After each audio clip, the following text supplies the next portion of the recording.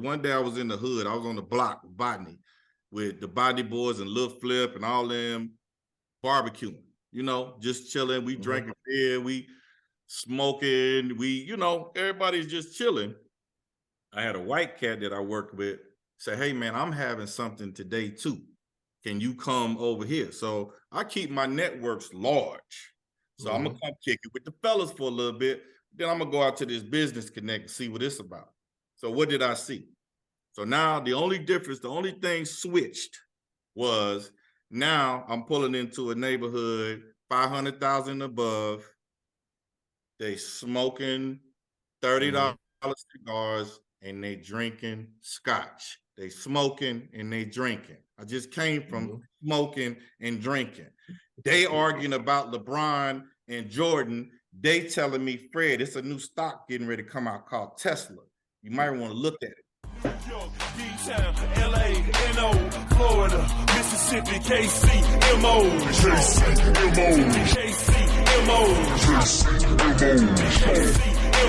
Show them what you stand for. Chi-Town, Tennessee, Carolinas, Alabama, Oakland, St. Louis, Detroit, Atlanta. Show them what you stand for. What's up, world? Welcome, everybody, to the Kings Can Move On podcast. I'm filming in the fortified compounds of the Rainy Empire here in Lee Summit by way of Kansas City. Big Reno in the house. What's happening? Well, he in a good mood tonight. Anyway, I'm your boy today, a.k.a. Wood. And, it's KCMO Podcast. Once again, I'll just say this off top. If you're following or watching this, please subscribe, follow, and rate this. We love to hear all the feedback we can get. We got a good one tonight for you fellas and ladies. Yeah. Been waiting for a long time to get this one on. This one on. Yeah. Long time to get this going. This cat's so hard to catch up with, though. Come on, man. Don't do that. What is that? We don't do that. Don't do that. You call me, I pick up. Don't even try it.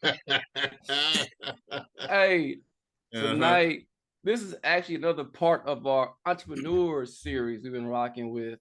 And we got right now the founder of Hamilton Brothers Media and a dear, dear friend of ours, Mr. Fred Hamilton. Yeah. What's up, Fred? What's up, Big Fred? Man? Big Fred. What's happening? Man, I'm proud of y'all cats. I've been following y'all, man. I'm proud of y'all putting this together and how y'all been doing this for the last year or so. So y'all keep this up, man. This is a good thing. Hey, man, we appreciate you coming on, bro. And I'm throwing this out there. I just told you I'm gonna throw you a dinger, dude. Okay. I've known this cat since I've known me, man. Serious, real talk. I've known this cat since the early '80s, and a lot of people don't know. When I learned how to pop rock, I learned how to pop rock from this cat. I learned how to break dance from this cat right here in his basement with his little brother. He made us pay now. He made us pay like $5 or something like that. So he could teach us how to pop like a break dance. Man, and you know what? Ain't lying, that shit holds true to my heart to this day. I remember that shit to this day, man. You was a little dude back there. 80s, man. You was a little cat, bro. Little cat, man. A good time, bro. It's good seeing you, man. I'm good. Glad that everything's you're doing great things out here, man. I love that. Trying to keep hustling, man. The idea is nothing without an action and a plan. So you can sit here and say all day long, I'm gonna do a podcast, I'm gonna make a record, I'm gonna do this, I'm gonna do that. But if you don't put a plan together and start checking them boxes off, that's all it's gonna be. I hate that. I hate hearing somebody talk about what they're gonna do. You want to rub me back? Talk to me for about 6 months about something. Don't talk to me about it no more, bro. You've been talking about that for 6 months. Right. It ain't gonna happen. Right. And if you ain't gonna do it, ain't gonna happen. Ain't gonna happen. They ain't doing nothing to make it happen. So bro, we got a lot to get into tonight. A whole lot to get into. But like I said, you are the founder of Hamilton Brothers Media, and you also created, you got to correct me if I'm wrong, movie or series? It's going to be a TV series. So TV series named Back Day, right? Correct. Okay. Correct. So let's get into the media company. How'd you get started? What's it all about? So as far as putting it together, basic business thing, get your LLC, get all your information set together. If you have your actors on set, have all your release forms, basic little steps before you can start shooting. I actually wrote the script to Black Day, man, in the 90s. And every now and then I would tweak it and mess with it. When we shot Black Day, it was my 18th version. Wow. So, real talk, COVID hit. And I'm at the house and I'm chilling. And me and my partner from Houston was on the phone, dude named Ken Tolbert. I don't know if you met Ken, Jason. And I was like, man, I ain't really trying to move around in this COVID and stuff, but I'm bored to death, man. I got to do something. I was like, you know what? I got a script in the attic that I wrote. I think I'm gonna pull that script down and start. And from the time that I pulled that script down, I did my normal thing that I like to do, which is started reading into media companies. How do I shoot this?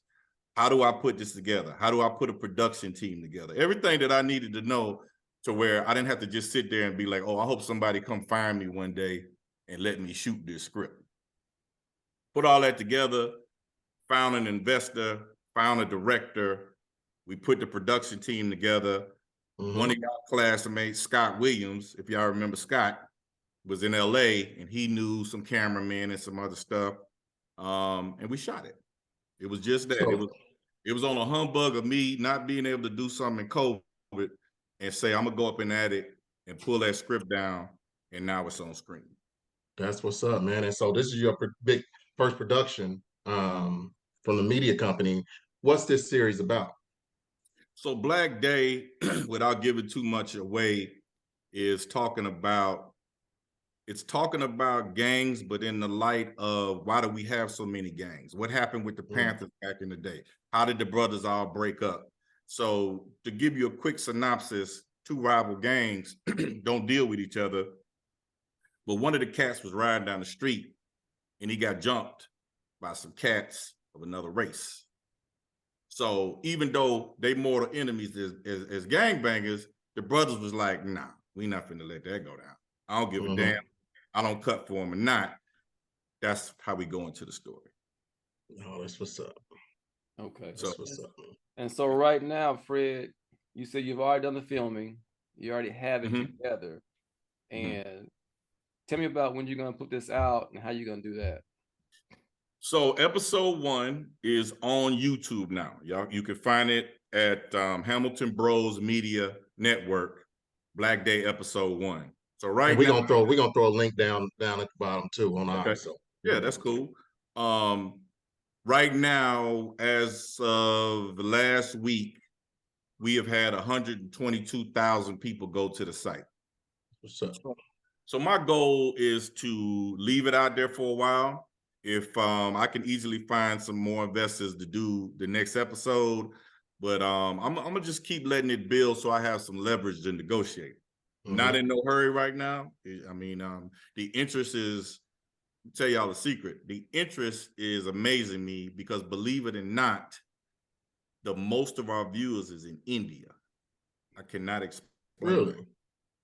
They are all into it, man. I'm talking about every time we put something up, 2,000-3,000 people is looking at what's going on. So it hadn't even really caught fire in the US yet. So we had 122,000 views and not having the whole public behind it yet. So I'm not gonna do nothing but let it ride.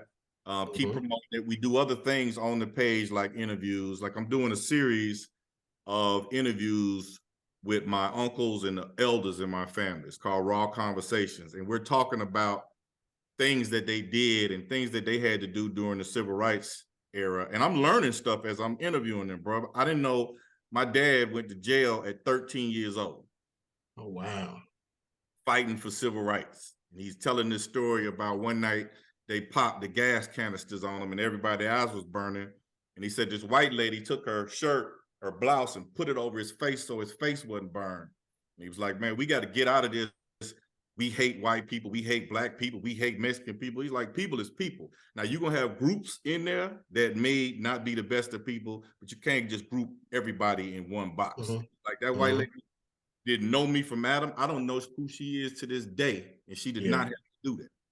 So just talking, man, you know, talking some sense instead of just, you know, talking with anger or emotions. I like that, man. I like that. And plus, man, just a side note, bro. I was saying this offline, but dude, your mom and your pops, man, honestly, you know, besides my mom and my pops, those people in that our little subdivision right there, the African American black folks, as we call them, your mom and your pops was, man, some of the most genuine, realest, sweetest, nicest, calm, most down to earth people that you could ever meet in your life. And I always strive to be like that, and other people who are like that in my life. You know, they're some good people, man. Yeah, they taught good life lessons. Like Jason has built a little relationship with my old man. When I was little, bro, I remember this dude worked for the railroad. He worked the midnight shift. I'm a little cat, you know. When you little, you watching everything your parents are doing. He would work the midnight shift. He came home. He would take a nap. Then he would go to college trying to get his degree, come back home, take another quick nap, and go back to the midnight shift. And he did that for 4 years till he got his degree. And I saw this. I'm a little dude looking at this like I'm learning work ethic, but I don't know that. Yeah. I'm learning work ethic, and I'm like, if he can do that, there's nothing that I need to be complaining about. And when I ever come up to an obstacle or something when I'm trying to do something, figure that out, bro. That's what's up. You're going to have to dig a little bit deeper, but figure that out. Yeah. And like you said, you know, I had come on your pops quite well now. And yeah, you know, I love pops, you know. And I will say this, Reno's right. Very, very genuine, which made me wonder what the hell happened to you and Dre. Because you cats, I don't know what the hell happened to y'all. What happened to the kids, man? It's all good. First of all, I ain't gonna put you on blast on podcast how many times you call me begging for advice, but that's not what we're talking about. So we gonna keep. Fred, I don't know what to do. Hey man, what you think? What you think? I don't know what to do, man. What to do, Fred? Fred, I don't know. Man, they tripping, dog. I don't know what to do, Fred. Help me, Fred. You know I ain't finna play with Fred. Come on, Reno. You know I ain't finna play with this dude like that. Don't play. Don't play. No, real talk. Fred, like, it's been like a big brother to me. He really has, man. He's got me a lot of good game and advice. You know, I appreciate the relationship for real. Absolutely, man. Absolutely. You know, that's why I love you coming on this podcast, you know, to chop it up with us. I really appreciate that too. But let me ask you about this series a little more, though. So you said you wrote this series back in the 90s, right? Okay, so tell me about the inspiration. What made you want to write it, and what was you going through at the time that made you even come up with that concept?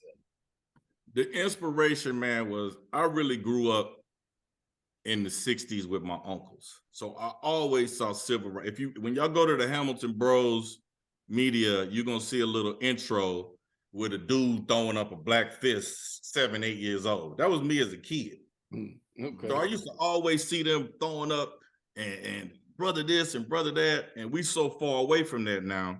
And I was just thinking about, how did we get to this point? How did we get to the point to where we don't care about a brother at all? I mean, a cat will shoot you in a minute like it ain't nothing. And it was the total opposite. But see, the way they come at us, man, they really do want us to be separate. They want everybody to be individuals. Like, I want it all. I don't give a damn about what he got. This is me. I'm gonna look out for self. I'm gonna make sure I got mine. I got did. Because when we together, we strong. We too strong when everybody's together and everybody's got their back and all the brothers is like, they don't want that. They don't want that. If you look back in the 60s when that was going down, that's why they was killing them left and right. They was scared, man. J. Edgar Hoover was They didn't want the unity. They didn't not want that unity. They got to take them out. Fred Hampton, Malcolm X. These dudes was so pro-black and hey, you are your brother's keeper. You know, look, they didn't want that, man. They wanted us to be individuals and not care about each other, and that's where they got us now. Yeah. So that was the inspiration of what kind of scenario if I had two dudes mortal enemies. What would it take? What little incident would it take for that to break down? So that's where the inspiration of Black Day came. What if this scenario happened? And y'all even know it. Ain't no brother finna just drive by you getting mollywopped by some other race, and it's just you and it's four of them. I don't care how much you don't like that cat. You like, oh, what? That ain't gonna happen. I'm about to go and get in this. Yeah. So that's where the inspiration came from. That's what's up, man. Well, what made you even start a media company, man? Because I know from back in the day, you know, I've known you since we was teenage. You was a teenager. I was a little kid, but you moved out and you did your rap thing. What made you even start a media company? So after I met Schoolie D, and Schoolie is a genius, man. This Schoolie really taught me the work ethic in entertainment. Okay. So this cat would not, you know how you go get a production, you like, okay, I got a rhyme, I need a beat. I'm gonna go get a beat from somebody. Man, I would sit there in the studio and not say a word, and it was like a master class. Schoolie would play each instrument. This dude was like the Prince. Wait a minute, dog. Wait a minute, man. I just called you. You know Schoolie D? Oh yeah, that's my big brother, man. That's my big brother. Man, dog, you know some old school cats for real. Right. Legends. Man, this dude would play the drums and he would go do the keyboard. Then he would do that. And then I'm a young kid. I'm like, look, rap. When the rhyme coming, when the rap. And I would ask him, he's like, I got the rhyme in my head. I got to get this music right first. I got to produce this. So he taught me the difference between making a song and producing a song. Yeah. So what's the dude name? I think the artist's name is Case. Did Case have a song called Touch Me, Tease Me? Yeah. That's a Schoolie D beat. Okay. Schoolie D, well, they sampled him. Schoolie D's beat is on that. That's what's up. So yeah, when Schoolie was working on King of New York, and that's when I met the director of King of New York, Abel Ferreira, and just having that energy being around it, that was what sparked. Man, I want to put something on screen. I'm loving how this goes down. How they the actors get into their roles. You know, putting that vision of your head of somebody having a conversation and writing that down in script form. So that's where that desire to kind of say put something on screen versus music, because at that time I was doing music. That's all I wanted to do was music. I saw that TV and movie bug. I'm like, whoa, that's a whole another monster. We was in New York and they was mixing some of the scenes. So picture yourself going into a mini studio, a studio about a little bit bigger than a studio if you go to record stuff. They got a screen and you sitting there, and as the door opens, he's making little sounds. And when the door shut, and then when the people start to, you know how y'all be watching the Chinese movies and dude be talking, the lips be off? Yeah. Edit that. So just to see editing that and how all of that stuff went down, man, I just started really reading into it and kind of understanding what the business was, how you get paid from it. Quick story, and I'm gonna tell you why I'm always interested in reading and understanding.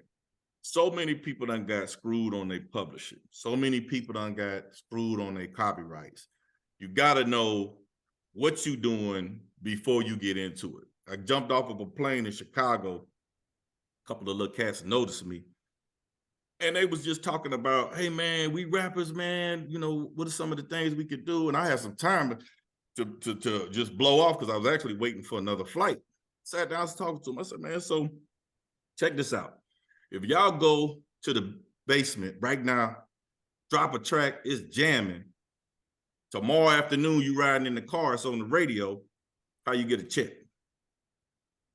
Everybody looking at each other like, no idea.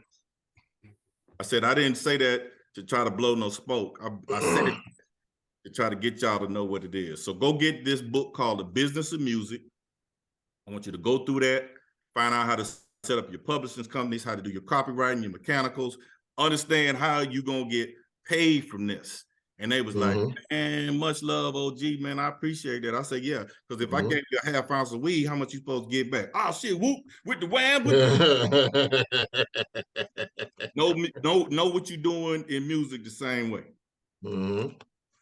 Well, you went there already. I was gonna ask you about your background before we got to the media company. But so you went to you was in the rap game, which we know for a while.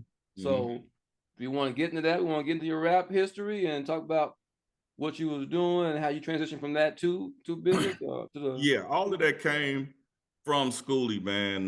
When me and Schoolie met, he really took me on like a little brother, because I used to always like to listen, and it used to always irritate Schoolie when people around him wasn't. He's like, I'm trying to give y'all a game to understand. I'm like, well, tell me. I want to understand it. You know what I'm saying? So he would break down how you get paid on stuff, and just watching him in the studio and the way that he moved.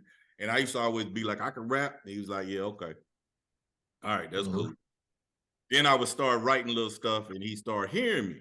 And he was like, okay, where you from? I'm like, I'm from Kansas City. And he was like, okay, well, next summer, because my uncle lived in Philly. Next summer, I'm gonna see what I might let you drop something, say a rhyme or something. He would say that. One day we was in the studio, man. He was doing a 16. He got to the end of the rap, and he had a little bit left. And I was sitting in the studio just writing stuff, and he was like, you ready? And I was like, ready for what? He was like, go in the booth. He said, you said you're gonna rap. Go in the booth right now, spit a 16. Now I'm on the spot. It's all these Philly cats. I don't know these dudes in here, you know what I'm saying? I ain't never been on the mic before. But luckily I was ready, because I was writing something and I was already memorizing it, and it went with the beat. He's like, okay, you on the record. He liked it. I put it down, did it in one take. They mixed it. They was like, okay, you're gonna be on my next record on Capitol. So when his record came out on Capitol, that's when the first time I was on TV. So I go back to Kansas City. I'm still, young cat. And everybody, man, we saw you on MTV the other day. That's how all of that happened. Really let me get on the track. Booyah, I was working with him from then on. Then he would let me rap and work with songs with him. I think a song we worked on, Eazy-E had a rapper named Terry B. She was, they call her the Blonde Bombshell. So we was in Atlanta mixing Terry B stuff, working on some vocals working on the track. That's the first time I ever worked on a project for another artist. We was doing that for Easy. Another cool. So you've been in front and behind the scenes. Dig it. Okay. Dig it. Okay. Another cool thing happened with that is when we was in Atlanta, that's the first time I ran into Cube and Ice-T. So they were shooting Trespass in Atlanta, and School was like, we going over Easy Lee house. He had like a basement studio or whatever, and he was just like, man, we're gonna go by there when we get done with this. And so we go over to the house and go down, and Cube and T is down there in the basement just chilling, like we be chilling. You know what I'm saying? And School was like, that's the first time I ran into them cats. It was on a humbug. Just on a humbug that they happened to be in town. They happened to be shooting that movie Trespass. And that's the only reason they was both together, because they were shooting the movie, Little did I know, a couple years later, I'd be on the same stage with West Side Connection at Chocolate Town in Houston. Chocolate Town. That's a blast from the past right there, cuz. What? From the past. So when you were messing around with Schoolie and all that, was it just you at the time, or you formed the group at that time too? It was just me at that time. Okay. Yeah, it was just me at that time. So I used to leave Kansas City, man, all the time, trying to figure out how to get the music thing started. So when I was in high school, I was like everybody else. We used to beat on the tables and rap, do our stuff, had little rhymes together. And I always was like, it's not enough. Okay, so we gonna beat on tables, we rapping, we sound good. What's the next step? The next step is to record something. You don't just keep rapping all your life just to rap. When are you gonna put something on a record? So y'all know Isaac, right? Y'all know Isaac? Ellis. Remember Isaac? Mhm. Yeah. Yeah, Mhm. first side. So me and Ike got together, and I was like, look, this is how we do this. You know, we went and found somebody in Johnson County that could do the graphics and make the covers and manufacture it. And we found a studio, and we put the tape together, put it in Seventh Heaven. That's the very first time that I actually had something on the shelves selling. Was we just did it and put it out. Like I got tired of just rapping and for nothing. Let's if we're gonna do this, let's do it. Did y'all go promote it at 7th Avenue yourselves, or did y'all already have somebody doing that for you? Nah, we just went and hollered at them. Yeah, yeah. The Nah, Seventh Heaven, a lot of people don't know. Seventh Heaven is one of the biggest record companies in Kansas City. Still going on to this day. You know, they It's still still doing their open. thing. It's Yeah, they 7. still open. Still got 2 locations. 2 locations I know of. I think it's still one out there in Lawrence or something, but definitely 2 in the Kansas City area. yeah, and they was glad when we, people like, man, how do you do it? Just go holler at people, man. Don't be scared to go do your thing. We went in there, though. We from Kansas City. This is there. We got a product. They was like, well, if we put it in here, can you manufacture it and stock it if it starts? Yeah, we good. We ready. Bam. Wow. And they went on from there. Then we got on the radio. I met a dude named DJ Hank. DJ Hank had a mix show at night. Dude, I forgot all about DJ Hank. Yeah, So yeah, Hank big was time. like, I need an intro. We was like, all right, we'll go to the studio and knock it down. Went, shot him the intro. Next night, we riding down the spec, and you hear yourself on the radio. Yeah. How'd that feel, man? Hearing yourself for the first Crazy. time on the radio, man. That was crazy. Yeah. That was crazy, man. It was like, who that? And this was pre-cell phone, so you had to go grab a payphone, What? call somebody, listen What? up. Yeah. And then by the time I had called, the hood had already, oh yeah, we heard you. Yeah, we heard you. That's what's up, man. Mass 87, Mass 187 was a huge back in our day, man. Y'all did a lot of good things, man. You still keep in touch with a lot of them brothers? Yeah, I talk to him all the time. Well, I haven't talked to Little Man in a while, but yeah, I talked to Bub. I seen him. He's doing his thing too. He's doing some good stuff in I think he in Dallas now. He's doing real estate, some other things. Yeah, we gonna get him on. Yeah, y'all gonna have to get him on there. Yeah, we've been he another one we've been hunting down. And he's like, yeah, I'm gonna come on, I'm gonna come on. But I know when folks doing things, it's hard to get them. I know, but it's good because you're doing stuff. You're really doing. That's the thing. Yeah, that's the thing. You continuously doing stuff, man. It's hard to just stop. Like with this media company, man. When you start digging into it in the intricacies of putting the bank accounts together and trying to, man, it's a lot, bro. And right now it's only 3 of us. What made you switch? What made you switch from music to creating film? COVID. Yeah. COVID. That's the biggest thing, huh? So, once I decided that script that I had already written, I was going to put it on the screen, things changed. Things changed for me. I got in the mix of that creative process. And if you look at Cooley High, there's an actor named Stephen Williams. Stephen Williams was, if you ever seen the Blues Brothers, Jake and Elwood, he was the cop that was chasing them. Okay. He is in Yellowstone. What else, Steve? I remember that brother. Yeah. I just saw him in Snowfall. He was in Snowfall too. So Stephen Williams is my main character in the movie. Okay. So through the directors and stuff that I set up in LA, I was introduced to Stephen. And when I got introduced to Stephen and he read the script, he was like, I don't care what it is, I'm gonna be a part of this. He was like, this is a good story, brother. He was like, I wish more people was telling things like that. Now me and him, like, I call him the other day and just check on him. Like, Steven, hey, how you doing, man? He's like, what's going on? You need something? I said, no, I just called to check on him. He said, man, I don't nobody do that. He said, man, I don't nobody do that. I appreciate that. Every time my phone rings, somebody wants something, But, so yeah, making circles, man. And whenever it's something that I want to do and I'm passionate about it, the very first thing that in my mind I need to do is get in those circles. You're never gonna figure it out or understand what you're doing if you don't get out of those circles. You know, that's what I be trying to tell a young cat. It's nothing wrong with hanging with your partners, man. It's nothing wrong with hanging in the hood. But when you look around and you continuously the smartest dude in the room, you lose. Okay. I be around people that's smarter than me. There you go. So I can learn from them, and I can kind of put the things that I want to do and make them come to fruition. If you just sitting around and between the three of us, we don't never had no new idea, I'm finna stop hanging with y'all for a little bit. Hey, Earl Nightingale, real talk, Earl Nightingale said you should come up with at least 20 ideas a day. If you come up with 20 ideas a day, he guarantee you one of those ideas is gonna make you a millionaire. That's real talk. Dig it. Dig it. Dig it. Yeah. And don't be afraid, man. People get in these silos, man.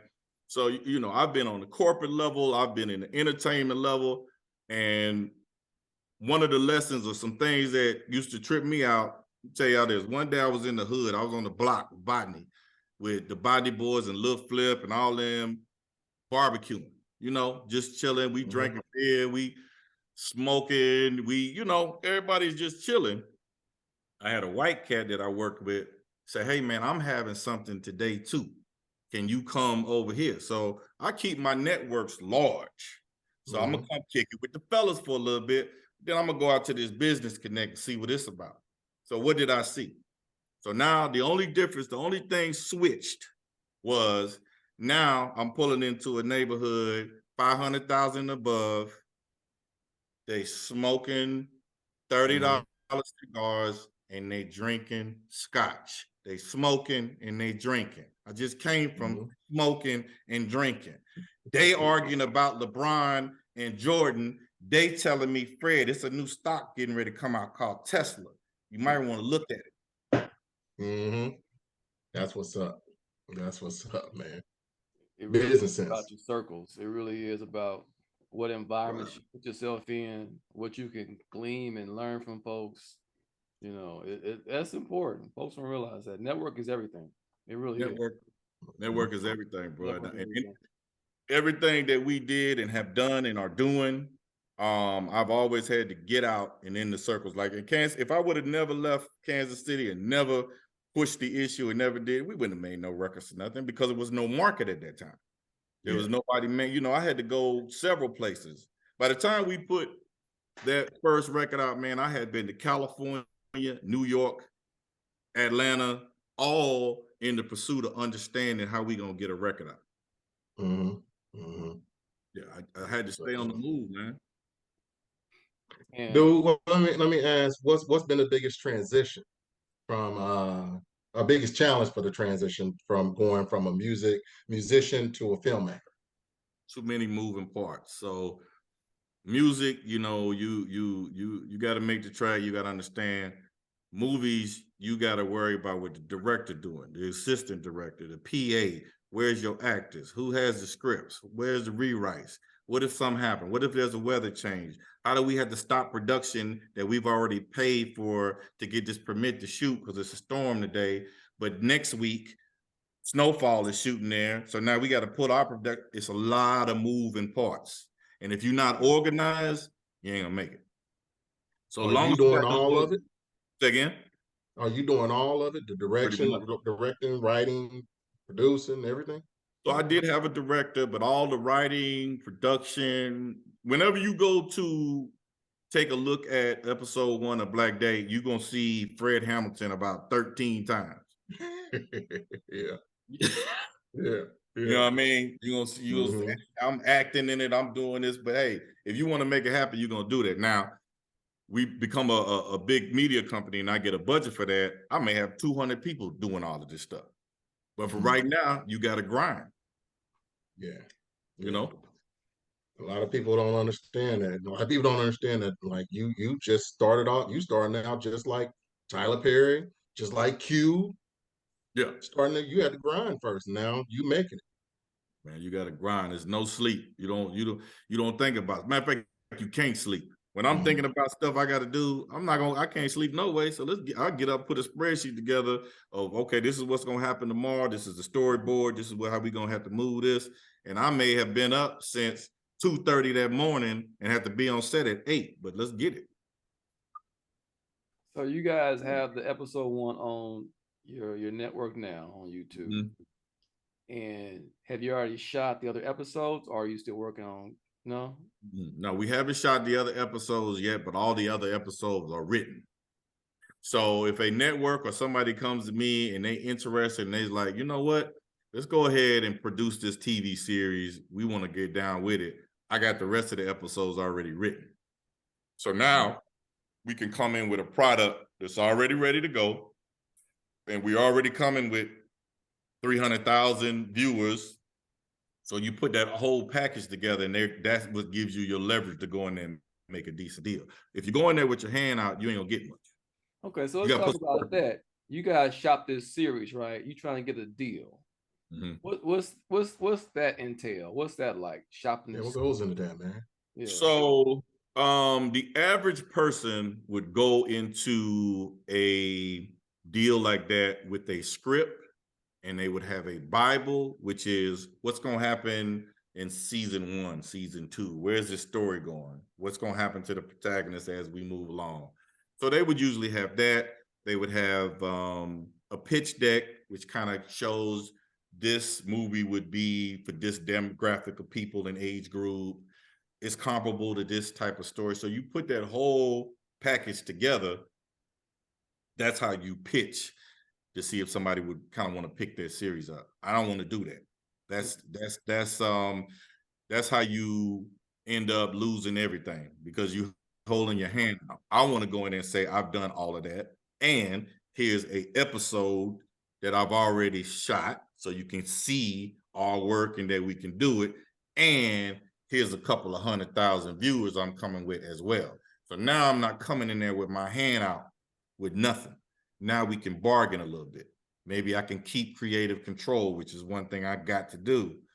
Maybe I can pick my own actors. Then you got something to talk about. You do it the other way and just put it together in that small package and let them say, okay, this is a nice script. But now we got to go find a production company. We got to find some people to shoot it. We got to do now. Just give me the money. Mm-hmm. I've already proven that I can shoot it. I know how to do all that. I don't need y'all to give me the money. I'll give y'all a series.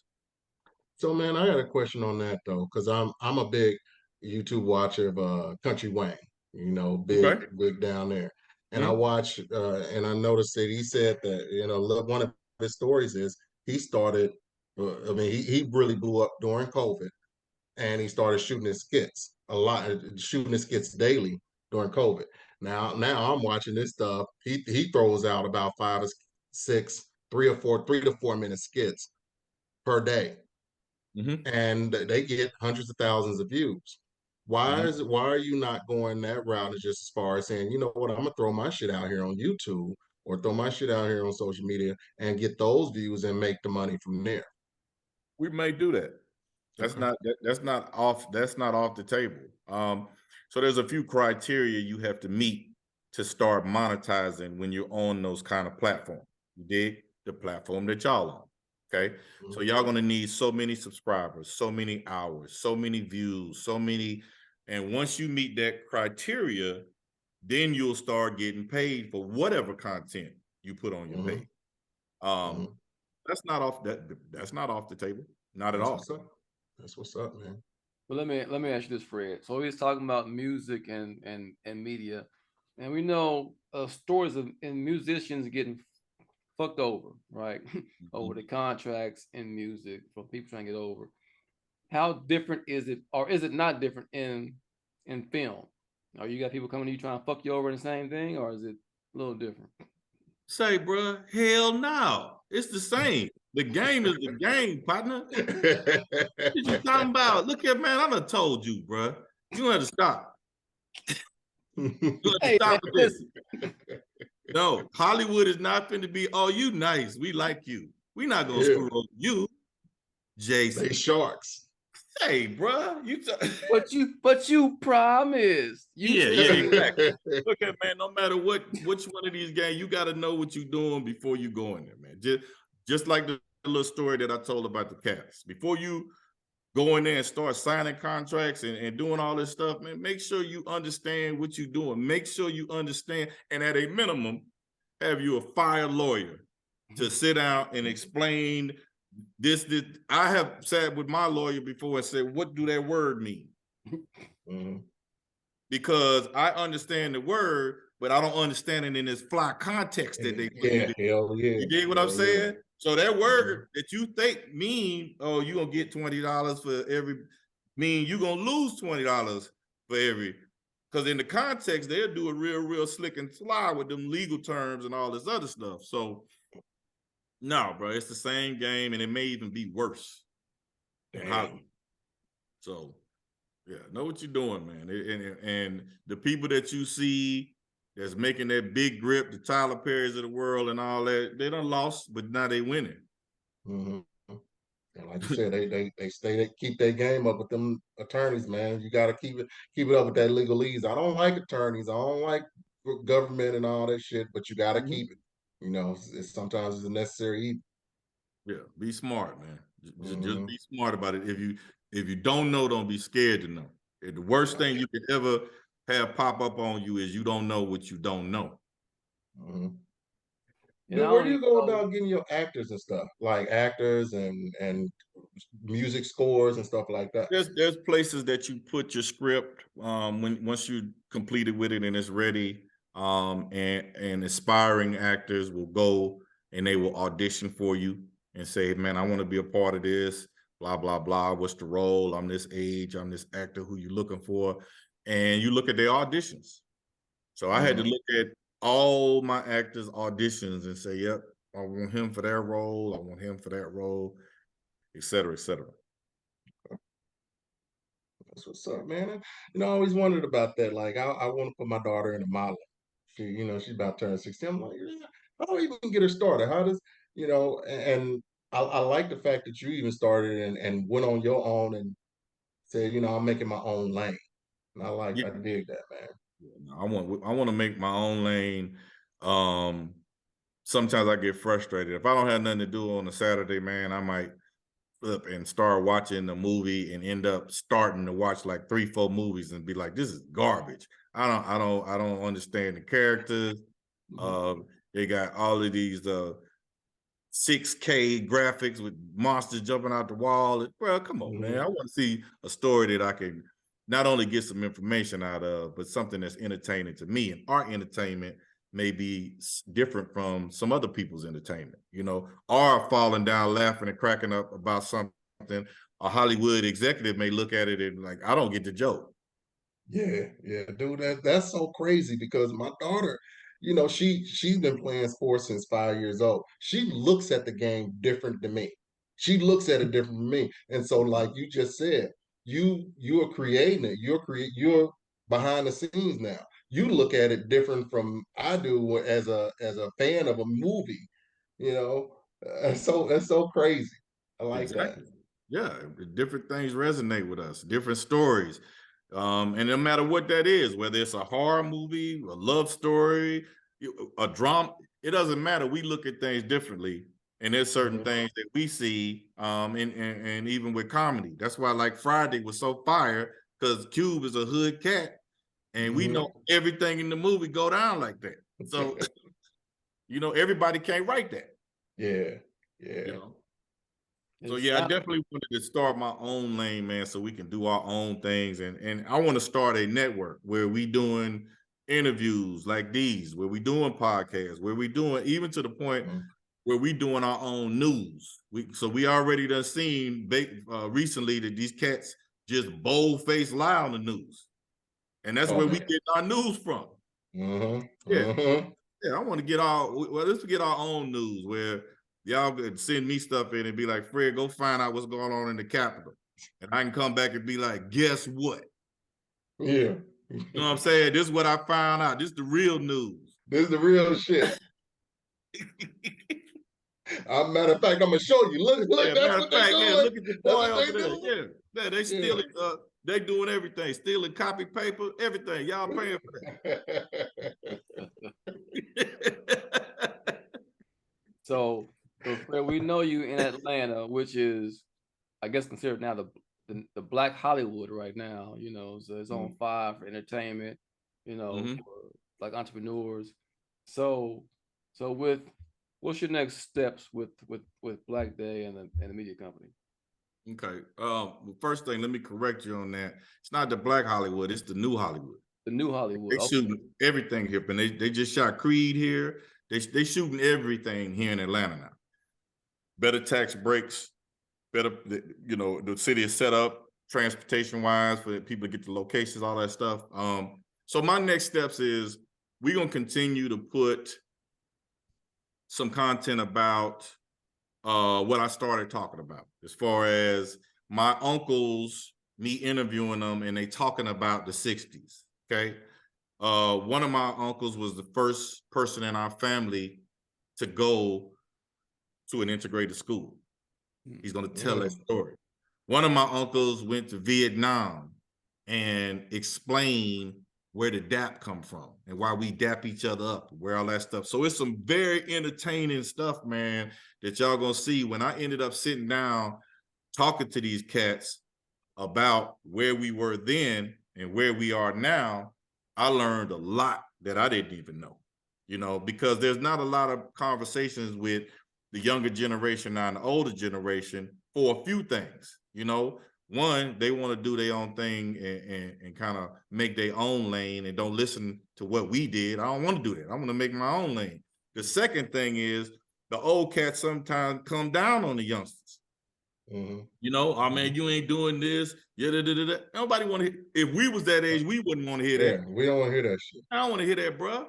So kind of bridging the gap, like, look, man, nobody talking down to y'all. We need to have y'all missing some stuff, and we don't have these conversations. Take it or leave it. If you get some game from it, cool. If not, cool. But we need to at least start talking. We're not even having those conversations at all. You know, I had to get on a young cat the other day, and I ain't mean to fire off on him, but he was out of bounds. So we in the barbershop, and we talking about rap, right? So, you know, he talking about, which, hey, some of their stuff is jamming. It ain't all garbage. I listen to, you know, people. I was like, all right. I said, well, let's talk about rap right quick. I said, okay, give me your 5. I'm gonna give you my 5 MCs. Let's see who got what. He's like, all right, well, you go first. I said, all right, I'm gonna kick off with Rakim. Who that? Oh, damn.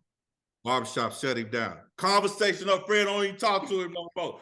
I say, who that? Bruh. So then you got, you know, you out here and you missing a whole lot, bruh. You missing a lot, you know? So yeah, he got shut down. They ran him out the shop. I don't blame him. I don't blame him. Shit, anybody that's talking about hip hop, if they ain't talking about Rakim, they ain't talking. Conversation, ain't no conversation no more. I don't need to talk to them. No.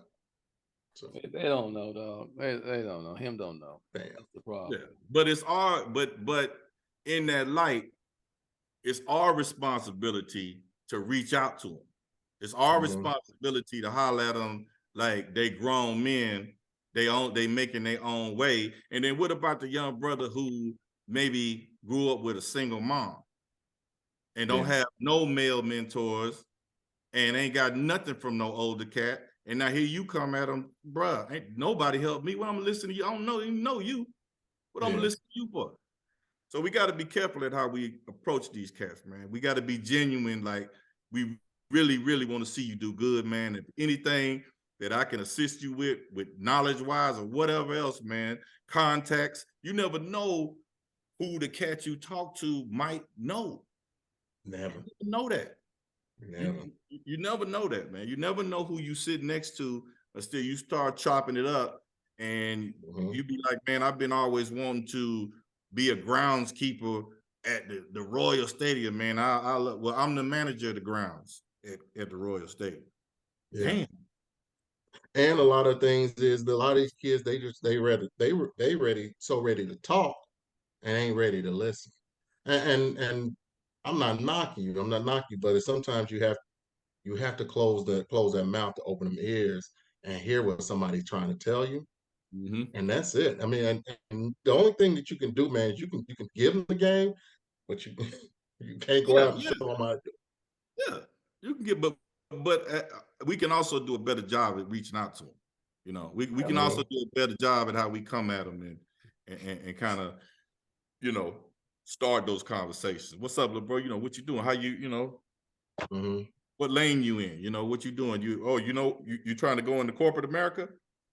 I got a couple partners that's directors of HR at this company and that company. But until we had that conversation, you don't know that. Yeah. Right. Like you said, you know, with OGs now, you know, and with that comes responsibility that we got to actually give back to our younger men and women. So it's very important. First of all, you don't just get that strike. You can't be an OG and don't know nothing. All right. So don't run around here just because you old talking about you an OG. You're not doing that. You're not doing that. Because old boy called me OG. Hey, OG. Like, yeah, I'm an OG then, I guess. But I ain't got no game for you, though. You made it. I'm just old G. That's all. I ain't got no game. You ain't what I'm saying? Yeah. No, that's what's up, though. That's what's up. So listen, we're gonna wrap this thing up, but we're gonna drop the links in our show notes. We got Black Day, Hamilton Brother Media. We're gonna drop all that shit in the links for you so we can get all that shit pushed out there. Go check out the show on YouTube. You know, be on the lookout for the next shit we about to do. And I'm gonna put my plug right now. Nigga, I need a spot. I need a I knew it was, I didn't know which one of y'all it was gonna be. You know it was coming. But I knew it was coming. I didn't know which one, but I knew it was gonna be one. And I started to lean towards you because I don't know if you noticed this, Reno, but as we've been going and going, your ass starts slurring and stuff. What you got in the cup? Your eyes tight. What's going down? His eyes are tight, bruh. He's slurring. Yeah. It was a little bit of vodka. Hey, what? That ain't a word. What did you just say? Orange juice. That slur. It's just not a word. It's a little bit slur cane. You know. I like to indulge after a hard day's work. You know what I'm saying? On the last episode, I got nicknamed Whiskey Verdict. So I'm Whiskey Verdict. Whiskey Verdict. Yeah. So that's what's going down on these. Jay stays sober, man. It ain't my job to stay sober. That ain't my job. It's my job to just sit here and drink during the evening. Usually he drinking and smoking. So yeah, that's what's up though. Yeah. But Reno, close us out, man. Hey man, Big Fred, man. Again, we want to thank you for coming on the show. We hope to have you again and we get some more episodes in, and we can brag about how we knew you first. You know what I'm saying? Hey, from a long time. You know what I mean? Yeah. As we get out of here, man, I just want to say to the young cats, man, don't be afraid to broaden your horizons, man. Don't be afraid to be able to sit down on 42nd on the block and then go play a round of golf. Don't be afraid to see what's out there. You dig what I'm saying?